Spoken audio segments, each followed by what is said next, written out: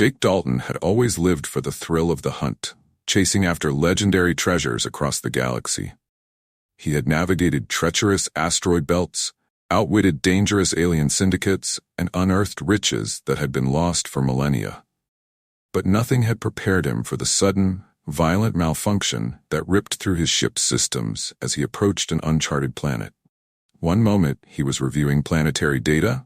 The next, alarms blared, and flames licked the edges of his cockpit. "Mayday, mayday, this is Jake Dalton." Ship's down, heading for a crash landing. There was no response. Jake's hands flew over the controls, trying to reroute power to stabilizers that refused to engage. His craft hurtled through the planet's atmosphere, buffeted by strange, unpredictable winds. Through the view screen, he could see an expanse of dense jungle and towering mountains stretching out below. The ship slammed into the planet's surface with bone-jarring force, skidding across the thick vegetation before coming to a shuddering halt. For a moment, Jake saw only darkness and felt a heavy weight pressing down on his chest.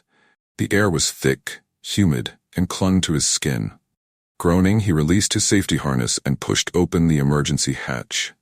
Crawling out of the wreckage, Jake gasped for breath, blinking at the bright alien sunlight streaming through the canopy. The world around him was like nothing he had ever seen. Lush, teeming with life, and bathed in vibrant shades of green and blue. Towering trees stretched toward the sky, their bark glowing faintly as if charged with energy, and the air was filled with the soft hum of strange creatures moving unseen through the foliage. He stood slowly, taking stock of his situation. His ship was a twisted heap of metal and wires, and there was no hope of repair. He was stranded. "Great," he muttered, wiping sweat from his brow. "Just what I needed." Jake gathered what supplies he could salvage from the wreckage: a plasma pistol, a utility knife, a few rations, and his scanner. He strapped his gear to his belt and started to explore his surroundings. If he was going to survive, he needed to find shelter, food, and water. And most importantly, he needed to find a way off this planet. As he moved cautiously through the jungle, the overwhelming beauty of the planet couldn't be denied. The trees glowed faintly with an otherworldly light, casting soft blue shadows on the ground. Every step Jake took was accompanied by the rustle of leaves and the distant calls of unseen creatures. But there was something else, something he couldn't quite place. He had the distinct feeling that he was being watched. Jake's instincts were rarely wrong. As a treasure hunter, he had learned to trust his gut, and right now it was telling him he wasn't alone. The hairs on the back of his neck prickled as he carefully scanned the jungle around him. Suddenly, a flicker of movement caught his eye. Jake froze, his heart pounding in his chest. From the dense foliage emerged a figure, tall, graceful, and undeniably alien.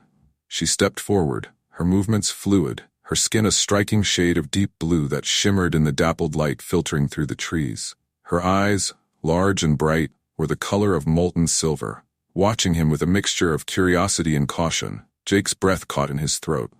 He had encountered many alien species in his travels, but never one quite like this. More figures stepped out from the trees surrounding him in a semicircle. All were tall, athletic women with the same blue skin and piercing eyes, their movements silent and purposeful. They wore intricate clothing, woven from materials that looked as natural as the jungle itself, and each of them carried spears or bows that seemed to blend into their environment. Jake's mind raced. They didn't appear hostile, but he knew better than to assume he was safe. Slowly, he raised his hands, palms open, a universal gesture of peace. "I'm not here to cause trouble," Jake said, his voice steady but cautious. "Just a lost traveler. My ship crashed nearby." The woman closest to him, clearly their leader, given the ornate markings on her skin, stepped forward, studying him intently. She was taller than the others, her presence commanding without being overtly threatening. Her silver eyes narrowed as she spoke in a language that Jake couldn't understand. Her voice deep and melodic, carrying an ancient weight. She gestured to the others, who lowered their weapons but remained on guard. Then, with a graceful motion, she reached into a pouch at her side and produced a small, glowing device. Before Jake could react, she pressed the device against his temple. He felt a brief surge of warmth, followed by a strange clarity. "You speak now?" she asked, her voice suddenly understandable to him. The translator had worked. Jake blinked, surprised by the sudden shift. Yeah, I can understand you. Who are you? The woman regarded him for a long moment before answering. I am Queen Azura, leader of the Lians, the people of this land. You are on the planet Ethara, and you are an outsider. Jake nodded, feeling the weight of her words. I didn't mean to crash here. My ship malfunctioned. Queen Azura's eyes softened slightly. We saw the fire in the sky. It was unlike anything we have seen in many cycles. You are the first of your kind to set foot on Ethara. Jake let out a slow breath, his mind still reeling from the encounter. I guess I'm lucky I ran into you instead of something less friendly. The queen tilted her head, her eyes studying him closely. Perhaps, but we must speak further. There is much you do not know, and your arrival may mean more than you realize. Before Jake could respond, Queen Azura turned and gestured for him to follow. With no other options, and a sense that his fate had taken a sudden, unexpected turn, Jake did as she asked, walking into the heart of the jungle with the Lian tribe by his side. Little did he know, his life was about to change in ways he could never have imagined. As Jake followed Queen Azura deeper into the jungle, he marveled at the beauty and strangeness of Ethara. The air hummed with the energy of life, alien birds with iridescent wings flitted between the trees, and bioluminescent plants glowed in the deepening twilight. But as breathtaking as the surroundings were, the atmosphere was thick with a tension Jake couldn't ignore. The Lians moved with a silent grace that spoke of warriors trained in the arts of survival, and their eyes never left him. After what felt like hours, they emerged into a vast clearing. At its center stood a massive structure, a towering blend of stone and organic material, seamlessly interwoven with the jungle itself. It was more a part of the landscape than a building, its walls covered in vines that shimmered with the same blue hue as the Lians. Jake couldn't help but be impressed. Is this where you live? He asked, glancing at Queen Azura. She nodded. This is our sanctuary, the heart of our people. As they approached, the massive stone doors opened, and Jake was led inside. The interior was unlike anything he had ever seen. Open spaces filled with natural light, water flowing through carved channels along the floors, and an air of serenity that clashed with the tension he felt growing inside him. At the far end of the hall, they stopped before a circular table surrounded by other Lians who appeared to be tribal leaders. They regarded Jake with a mixture of curiosity and caution. Queen Azura motioned for him to sit, and after a moment of hesitation, he complied. She took a seat across from him, her silver eyes locked onto his with a gravity that made his stomach twist. I'm sure you have many questions, outsider, she began, but we must speak of more than your arrival. We must speak of why you are here. Jake frowned, trying to follow her train of thought. Why I'm here. Like I said, I crashed. It wasn't intentional. Azura's eyes narrowed slightly, as if weighing his words. We do not believe in coincidence, Jake Dalton. The stars led you to us for a reason. She paused, glancing at the other leaders around the table, who nodded in agreement. Then she continued, her voice more solemn. Our people are in danger. The Lians are an ancient tribe, one that has lived in harmony with this planet for countless cycles. But in recent generations we have faced a crisis. We are no longer able to continue our lineage. Jake's eyes widened in surprise. What do you mean? Azura leaned forward, her expression grave. The Lian bloodline has grown too pure. For centuries, we have only produced daughters, and our numbers are dwindling. Without new blood to continue our people, we face extinction. The stars have sent you to us as a sign. You, Jake Dalton, have the potential to save us. Jake felt his pulse quicken as he realized what she was suggesting. Wait, you're saying you want me to? Azura's gaze softened, but her tone remained serious. Yes. We are asking you to father the next generation of the Lians. The room fell into a heavy silence. Jake sat back in his chair, struggling to process what he had just heard. It felt unreal, like something out of a story, not the reality he had crash-landed into. The weight of the request pressed down on him, the enormity of what they were asking becoming clear. You're serious? He asked, his voice low. Azura nodded. Very. You are our only hope, Jake. Without you, our people will fade into history. We welcome you not only as a visitor to our world, but as the one who can save it. Jake's mind raced. He had never been in a situation like this before. He was just a treasure hunter, not some chosen savior. But as he looked into the eyes of Queen Azura and the other leaders, he saw desperation there. A genuine fear for the future of their people. It wasn't just a request, it was a plea for survival. After what felt like an eternity, Jake finally spoke, his voice steady despite the whirlwind of emotions inside him. "I'll need time to think this over. It's a lot." Queen Azura nodded. "We understand. Take the time you need, but know this, we are not asking this lightly. Your arrival is a sign from the universe, and we believe you are the answer to our prayers." With that, she rose, gesturing for Jake to follow her out of the hall.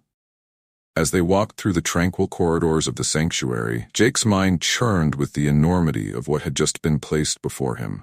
It was more than he could have imagined when he set out on his treasure-hunting journey, and now his life had taken a turn he couldn't have predicted. As they stepped outside, Jake turned to Azura, who studied him with a mix of empathy and resolve. "Why me?" he asked quietly. "Why do you believe I'm the one who can save your people?" Azura smiled softly, her eyes warm but determined.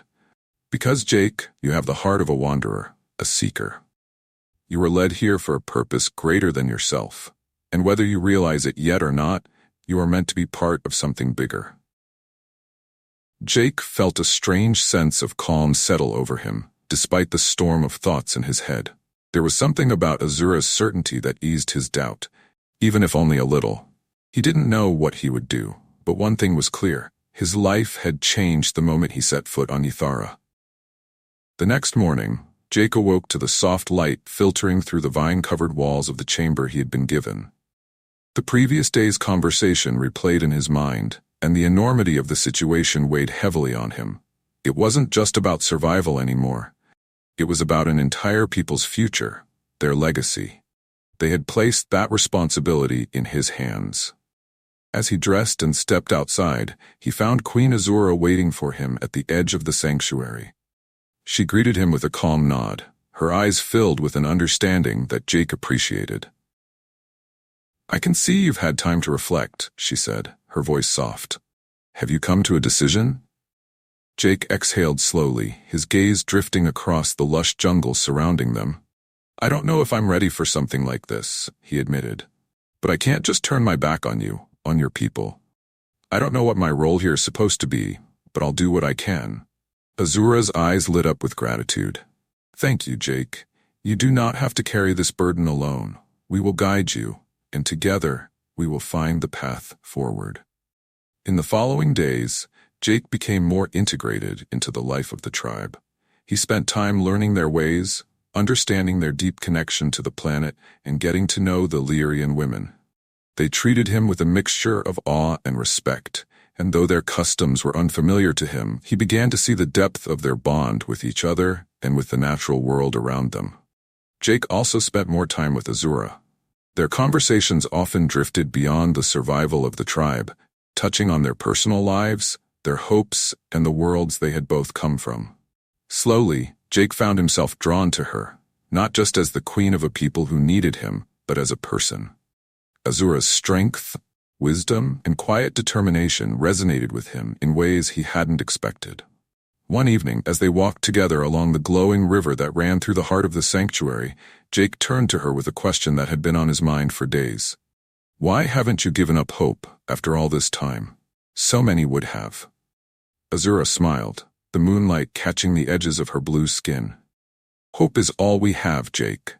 Without it, we are lost. And now, with you here, that hope is stronger than ever."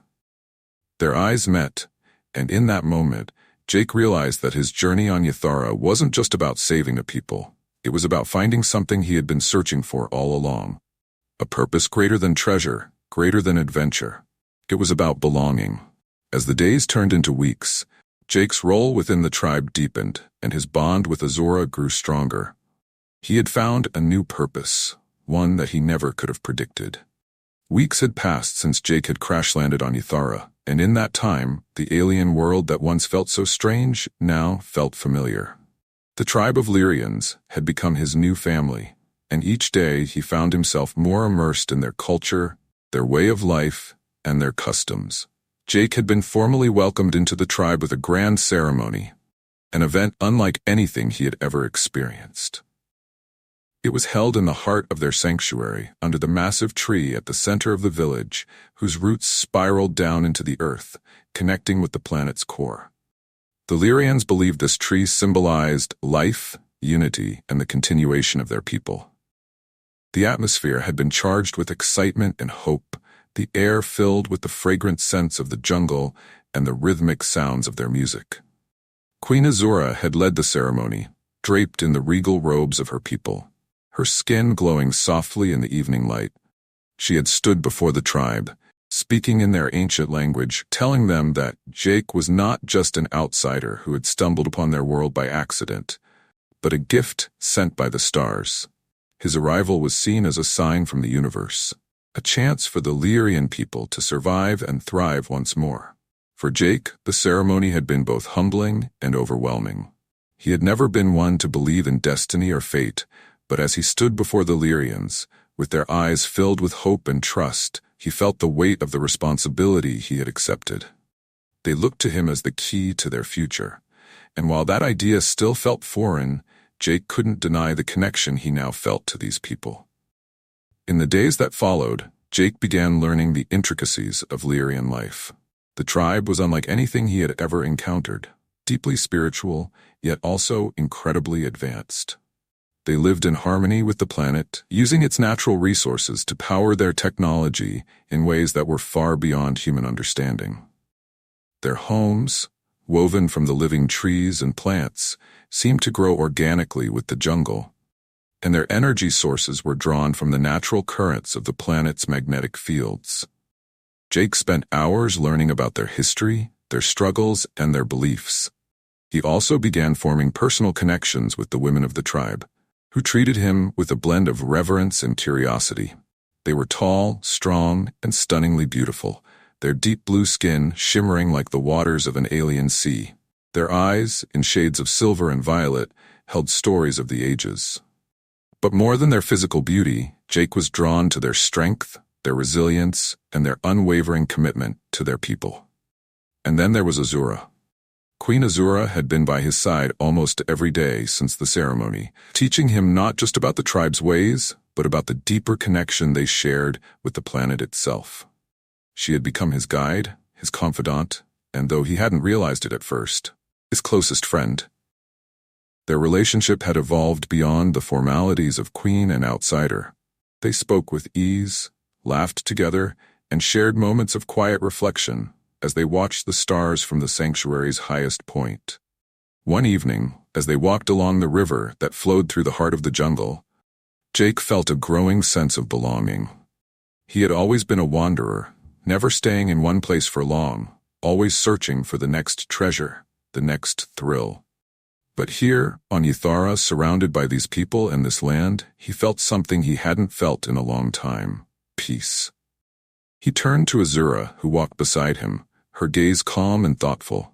"It's hard to believe how much has changed in such a short time," Jake said quietly. "When I first crashed here, I thought I'd landed in the middle of nowhere. Now, it feels like I've found something I wasn't even looking for." Azura smiled softly, her eyes reflecting the moonlight as she looked at him. "You've found your place, Jake. You are one of us now. And more than that, you've given us hope." Jake nodded, but the weight of her words still pressed on him. "I want to help," he said, "but I can't pretend I'm not overwhelmed by what's expected of me. I'm just a guy who chases old treasures, not someone meant to shape the future of an entire people." Azura stopped walking and turned to face him fully, her expression serious but kind. "You are more than that, Jake. You have brought new life to us. You may not see it now, but you are exactly what we needed. You have the heart of a leader, even if you don't realize it yet." Jake felt a warmth spread through him at her words, but there was something else, something unspoken between them that had been growing for weeks. Their bond had deepened, and it was no longer just about duty or the tribe's future. There was something personal, something real. Before he could speak, Azura stepped closer, her gaze softening. "You've become more than just our hope, Jake. You've become important to me, personally." Jake's heart raced as her words hung in the air. He had felt it too, the connection between them, the closeness that went beyond friendship. And now, standing under the glowing canopy of Ethara's jungle, he realized just how much Azura meant to him. "I feel the same way, Azura," Jake said, his voice low. "I didn't expect any of this, but now I can't imagine leaving." Azura smiled, a genuine warmth lighting her face. "Then stay, Jake. Stay with us, with me. We will face the future together." In that moment, Jake knew that he had found more than just a new life. He had found love, in the most unexpected place. As the jungle whispered around them, he and Azura stood in silent understanding, their bond growing stronger with every passing second. Just as Jake began to feel settled in his new role, reality intruded in the form of an unexpected challenge. One morning, as the tribe went about its daily routine, a series of loud, guttural calls echoed through the jungle. The Lians stopped, their expressions tense and alert. Jake immediately sensed the shift in the atmosphere. Something was wrong. Azura approached him, her face serious. "We have visitors," she said, her voice laced with concern. "The Vraka tribe." Jake had heard of the Vraka from his conversations with Azura. They were a rival tribe, fierce and aggressive, who had long been jealous of the Lians' connection to the land and their advanced technology. Though the Lians had always maintained peace with the Vraka, there had been growing tensions as the Lian population dwindled. "What do they want?" Jake asked, already sensing the answer. "They've grown desperate," Azura replied. "They know of you, Jake. They've heard rumors of your arrival, and they see you as a threat and an opportunity." As she spoke, a group of towering Vraka warriors emerged from the jungle, their skin a darker blue, almost indigo, and their eyes fierce. Their leader, a muscular woman with a menacing spear, stepped forward and glared at Jake. "You are the outsider," she said, her voice dripping with disdain. "The one who has come to change the balance." Jake stood tall, his hand resting on the plasma pistol at his side, though he knew it wouldn't help much in a direct confrontation. "I'm here to help the Lians," he said evenly. "Not to cause problems." The Vraka leader sneered. "Your presence is a problem. You think you can come here and give these people a future while we struggle to survive? The Vraka will not stand for it." Azura stepped forward, her voice calm but firm. "We are not enemies. We have lived in peace for many cycles. But if you threaten our tribe, we will defend ourselves." The tension between the two tribes was palpable, and Jake knew that violence could erupt at any moment. But as he watched the Vraka leader, he realized that this wasn't just about territory or resources. It was about fear. Fear that the Lians, with Jake's help, would rise to power while the Vraka fell into obscurity. Jake took a deep breath and stepped forward. "What if there's another way?" he asked, his voice carrying across the clearing. "You don't need to see us as a threat. There's enough here for both tribes. We can work together." The Vraka leader narrowed her eyes. "Work together? And what do you propose, outsider?" Jake glanced at Azura, who nodded, her silent support giving him the courage to continue. "I know you're facing the same challenges as the Lians," he said. "Your people are struggling to survive too. I'm offering my help, not just to the Lians, but to all of you. We can find a way to share this planet, to thrive together." There was a long pause as the Vraka leader studied him, her eyes hard and calculating. Finally she spoke. "You offer much, outsider, but we do not trust you." Jake nodded, understanding the weight of her words. "I get that. But trust has to start somewhere. Let us prove that we mean what we say. Let us show you that there's a way forward." The leader hesitated, glancing at her warriors, before finally lowering her spear. "Very well," she said grudgingly. "We will give you time to prove your worth. But know this, if you fail, we will not hesitate to take what we need." With that, the Vraka turned and disappeared back into the jungle, leaving Jake and Azura standing in the clearing, the weight of their words hanging in the air. "That was dangerous," Ethara said quietly, though there was admiration in her eyes, "but it may have been the only way." Jake exhaled slowly, feeling the adrenaline begin to fade. "We've bought ourselves some time. Now we just have to make it count." Ethara smiled, placing a hand on his shoulder. "We will, Jake. Together, we will find a way." As they stood together, facing an uncertain future, Jake knew that the challenges ahead would test them both. But with Ethara by his side, he was ready to face whatever came next. Tensions between the Lians and the Varaka simmered as the days turned into weeks. Despite the fragile truce, Jake knew it could shatter at any moment. Both tribes faced existential challenges, and the pressure weighed heavily on him. The responsibility of helping the Lians survive had already felt monumental. But now, he also had to navigate the delicate balance between the two tribes. But amidst the political tension, Jake's connection with Azura deepened. They had begun spending more time together, not just out of necessity, but because they had found solace in one another. They often talked long into the night, sharing stories of their vastly different worlds, their hopes, and their fears. One evening, as they sat beneath the towering trees near the glowing river, Azura turned to Jake with a question that had been weighing on her mind. "Tell me more about your world, Jake. What drives you? What made you the man who would travel the stars?" Jake looked at her, his thoughts clouded for a moment. He hadn't talked much about his past since he crash-landed on Ethara. It felt like a different life now. "I was always chasing something," he said finally. "Treasure, adventure, something bigger than myself. But no matter where I went or what I found, I always felt like something was missing." Azura's gaze softened, her hand resting lightly on his arm. "And now?" Jake smiled, though it was tinged with uncertainty. "Now, I think I've found it. I came here chasing riches, and instead I found purpose. And I found you." Azura's breath hitched slightly at his words. She had known that their bond had grown stronger over the past weeks, but hearing Jake express his feelings so openly stirred something deep within her. For so long, she had focused solely on the survival of her people, but now she realized that Jake had become more than just an ally. He had become a part of her life in a way she hadn't expected. "You are more than just our hope, Jake," she whispered, her silver eyes locking onto his. "You are more to me than I can put into words." The air between them seemed to still, and in that moment Jake reached out, brushing a strand of Azura's shimmering blue hair away from her face. "Azura, I never expected any of this, but I don't want to imagine life without you now."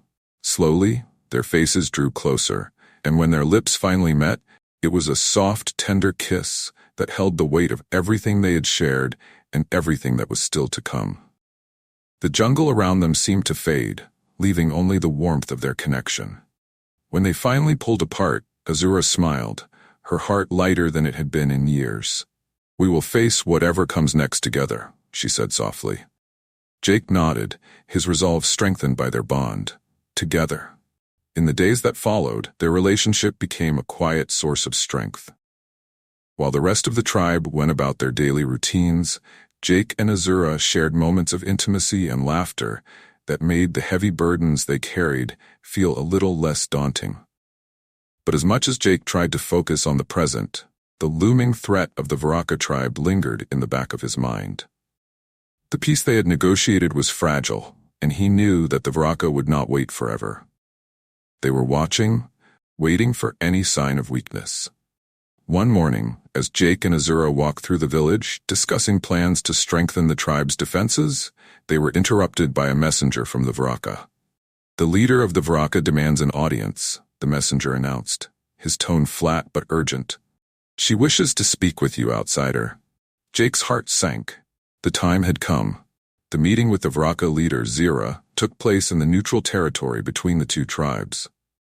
The jungle around them was thick and silent, the weight of the moment heavy in the air. Jake, alongside Azura, stood face to face with Zira and her warriors, their presence a stark reminder of the delicate peace that hung by a thread. Zira wasted no time. "We've given you enough time, outsider," she said, her voice sharp and filled with impatience. "What have you done? What have you shown us to prove that you are not just here to take what should be shared?" Jake had prepared for this. He knew that Zira was not just looking for results, she was looking for control.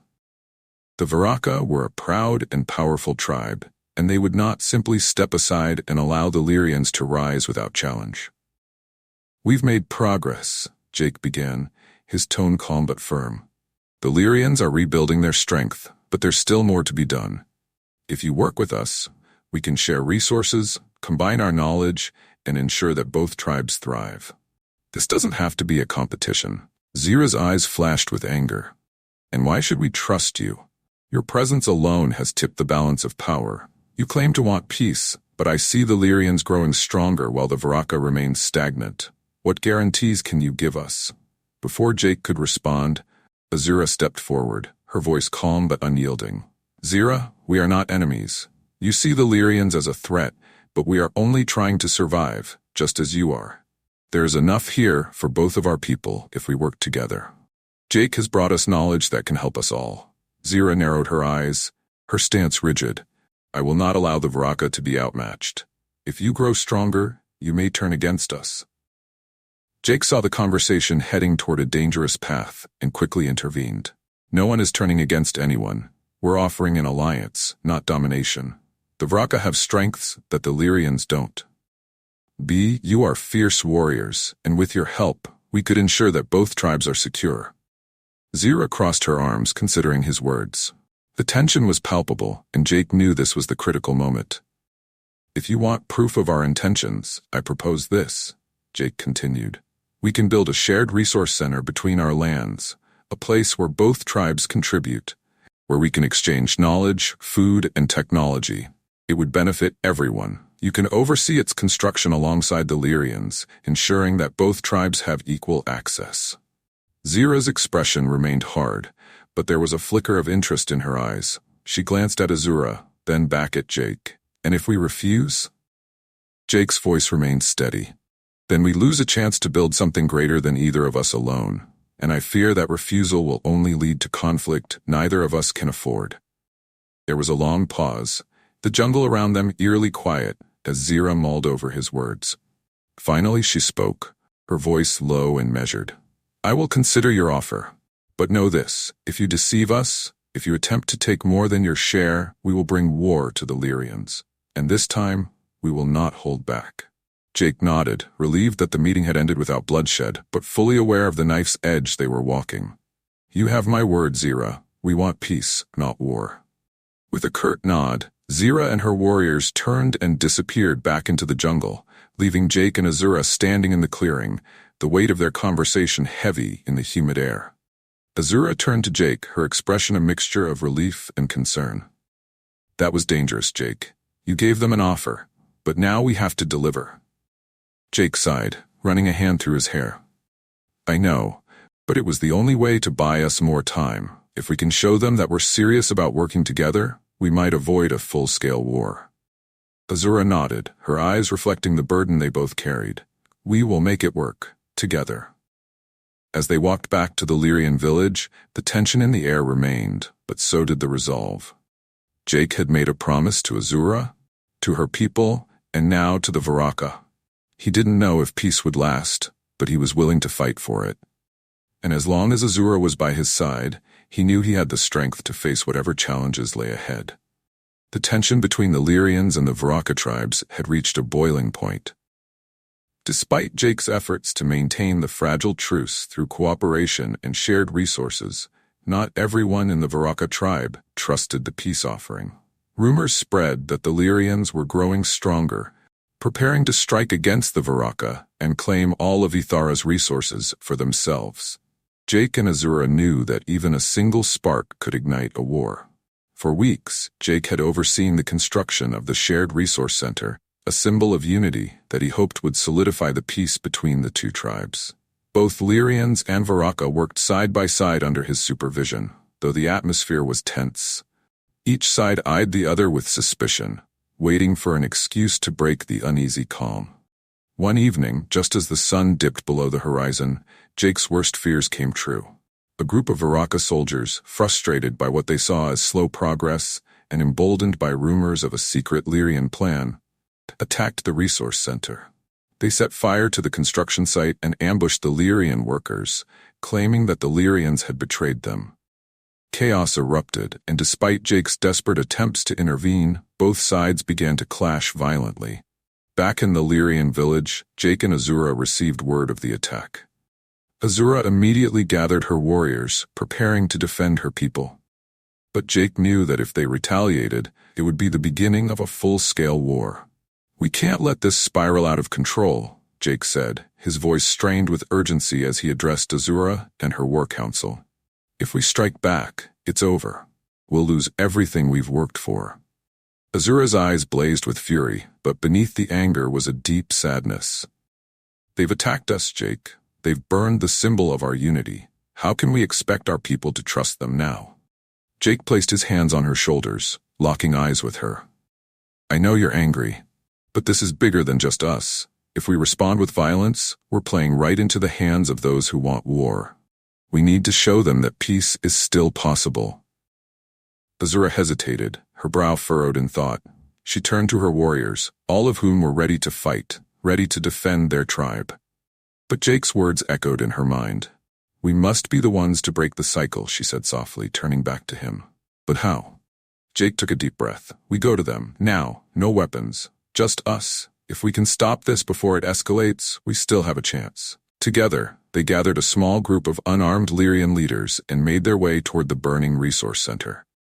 As they approached, the night sky was illuminated by the flickering flames, and the sounds of clashing warriors filled the air. Jake's heart pounded in his chest as he saw the scene before him. Vraka and Lians locked in battle, their anger and distrust fueling the violence. Zira, the Vraka leader, stood at the center of the chaos, her face twisted with fury as she led the charge. Without hesitation, Jake pushed his way through the fighting, shouting at the top of his lungs, "Stop, everyone, stop!" His voice cut through the din, and for a brief moment the fighting paused. All eyes turned to him as he stood between the two tribes, his hands raised in a gesture of peace. "This isn't the way," Jake shouted, his voice raw with desperation. "We came here to build something better. If we keep fighting, we're no different from the enemies we claim to stand against. This doesn't have to end in bloodshed." Zira, her spear still raised, sneered at him.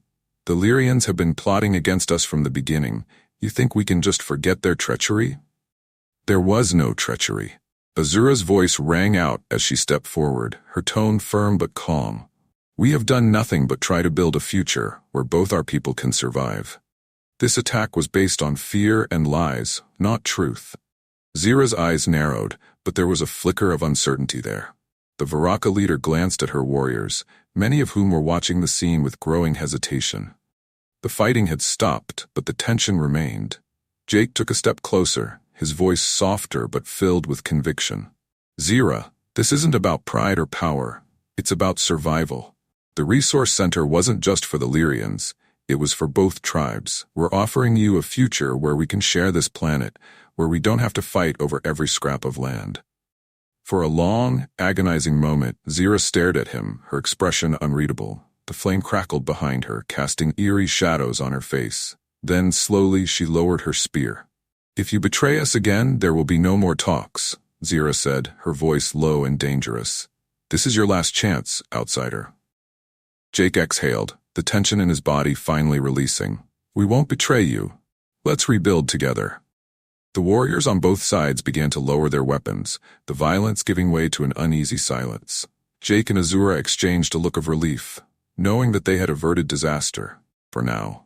The days following the confrontation at the resource center were tense but filled with cautious hope.